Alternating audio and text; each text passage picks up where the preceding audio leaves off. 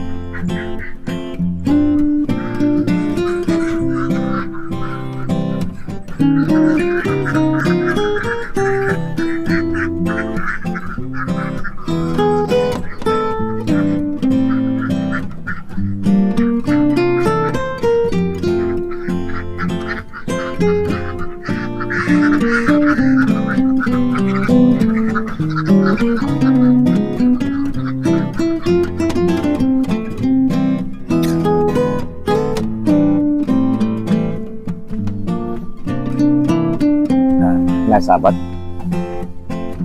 kita lanjut lagi. Saya baru istirahat untuk mengeluarkan ini ya,